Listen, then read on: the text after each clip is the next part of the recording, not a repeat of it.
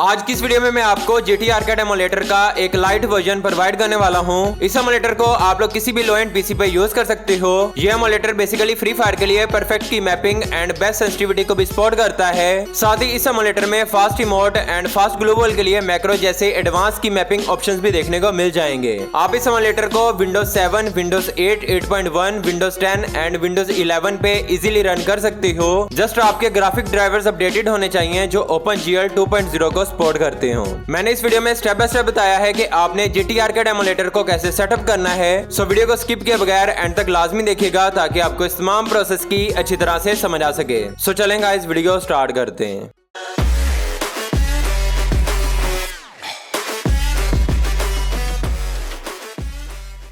First of all आप लोगों ने यह करना है कि इस एमुलेटर की फाइल का लिंक आपको पिन कमेंट में देखने को मिलेगा। सिंपली से आप लोगों ने इस फाइल को डाउनलोड कर लेना है। इस वाली सेटअप फाइल को आप लोग रन एज एडमिनिस्ट्रेटर करके सिंपली से ओपन कर लेंगे। जैसे ही आप लोग इस फाइल को ओपन करते हैं तो यहाँ पे एक डाउनलोडिंग प्रोसेस स्टार्ट होगा। सबसे पहले तो GT आर्केड एमुलेटर का जो लॉन्चर होता है उसकी फाइल्स डाउनलोड होंगी। जैसे ही लॉन्चर डाउनलोड हो जाएगा तो उसके बाद फिर हमें एमुलेटर डाउनलोड करना पड़ेगा। बेसिकली GT आर्केड एमुलेटर का जो वर्किंग मैकेनिज्म है वो गेम लूप से काफी मिलता जुलता है। जिस तरह से गेम लूप में लॉन्चर और एमुलेटर सेपरेट से आते हैं, सेम इसी तरह से GT आर्केड एमुलेटर में भी आप लोगों को लॉन्चर और एमुलेटर सेपरेट से देखने को मिल जाएगा। जैसे यहाँ पे लॉन्चर डाउनलोड होगा तो कनेक्टिंग का थोड़ा सा प्रोसेस होने के बाद यहाँ पे अगर तो आप लोगों का GT आर्केड एमुलेटर का अकाउंट बना हो तो email address and password put करने के बाद आप लोग लॉगिन पे क्लिक कर देंगे। लेकिन अगर आप लोग इसको फर्स्ट टाइम यूज कर रहे हैं तो फिर आप लोग Facebook, Google, Twitter, Yahoo, Windows, Apple या फिर स्टीम वगैरह से भी लॉगिन कर सकती हो। ये सभी ऑप्शंस यहाँ पे आप लोगों को देखने में मिल जाएंगे। यहाँ पे फिलहाल मैं फेसबुक के थ्रू इसको लॉगिन करने वाला हूँ। थोड़ा सा वेरिफिकेशन वाला प्रोसेस होता है एंड उसके बाद आप लोग लॉन्चर में इंटर हो जाते हो।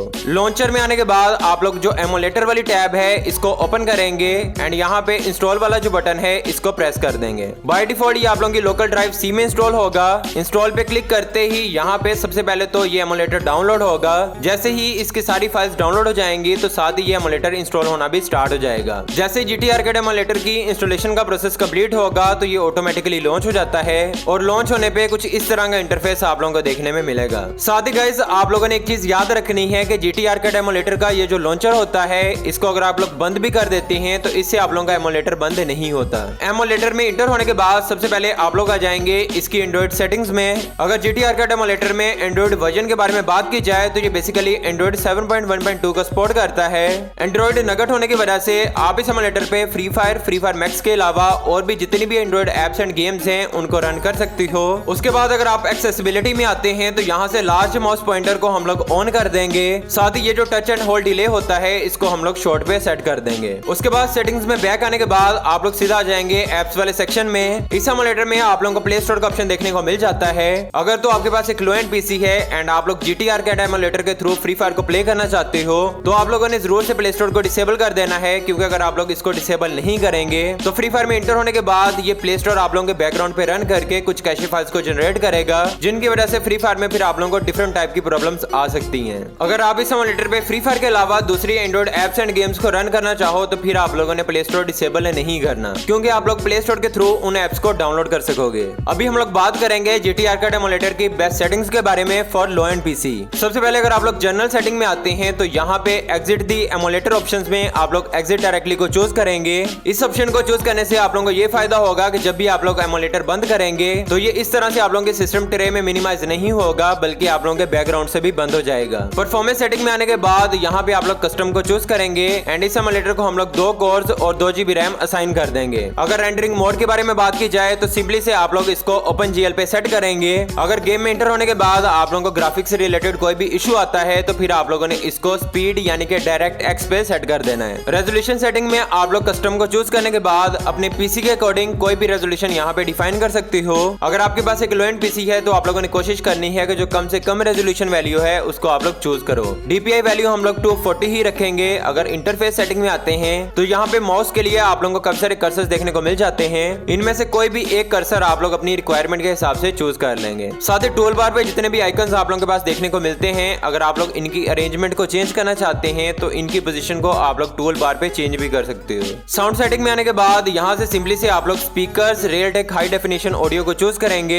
इसको आप लोगों ने ऑटो रिकॉग्निशन पे नहीं रखना, बिकॉज अगर आप लोग इसको ऑटो पे रखते हैं तो समटाइम गेम में एंटर होने के बाद आप लोगों को गेम का साउंड नहीं आता। गेम सेटिंग्स में आने के बाद यहाँ पे हम लोग 120 FPS को ऑन कर देंगे। अगर आप लोग फोन मॉडल में आते हैं तो यहाँ पे काफी सारी डिवाइसेस आप लोगों को देखने में मिल जाएंगी, इनमें से कोई भी एक डिवाइस आप लोग चूज कर लेंगे। क्लीन एंड बैकअप के बाद कुछ शॉर्टकट कीज देखने को मिलेंगी जिनसे आप लोग इस एमुलेटर को कंट्रोल कर पाओगे। उसके बाद सेव सेटिंग्स पे क्लिक करके हम लोग एमुलेटर को एक बार रिस्टार्ट कर लेंगे ताकि जितनी भी हमने ये चेंजेस की हैं वो इस एमुलेटर में अप्लाई हो सके। एमुलेटर को रिस्टार्ट करने के बाद अभी हम लोग इसमें फ्री फायर को इंस्टॉल करने वाले हैं। फ्री फायर इंस्टॉल करने के लिए राइट साइड पे ये जो टूल बार है इस पे आप लोगों के पास एपीके इंस्टॉल का ऑप्शन देखने को मिल जाएगा, जिस पे क्लिक करके आप लोगों के पीसी में जहां पे भी फ्री फायर की एपीके फाइल पड़ी होगी उसको आप लोग सिंपली से ओपन कर लेंगे। मैं इस एमुलेटर में फ्री फायर की न्यू अपडेट OB47 का ग्लोबल वर्जन यूज करने वाला हूं। अगर आप लोग इस वाली एपीके फाइल को डाउनलोड करना चाहो तो इससे रिलेटेड वीडियो आप लोगों को पिन कमेंट में देखने को मिल जाएगी। जैसे फ्री फायर इंस्टॉल होगी अभी आप लोगों ने इसको ओपन नहीं करना।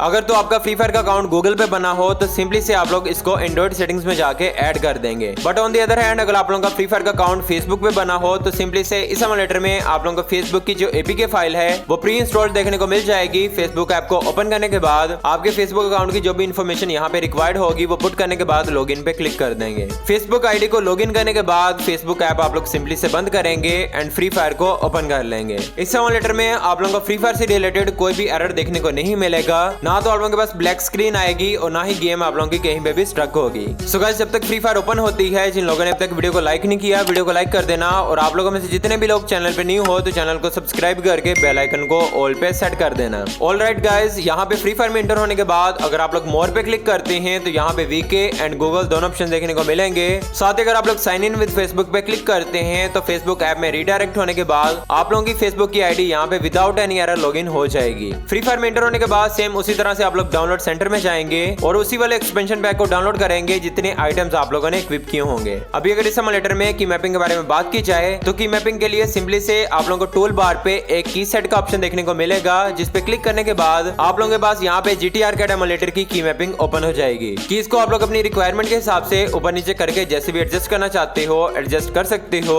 इस एमुलेटर में आप लोग माउस को लॉक एंड अनलॉक करने के लिए कोई सा भी रैंडम बटन यूज कर सकते हो।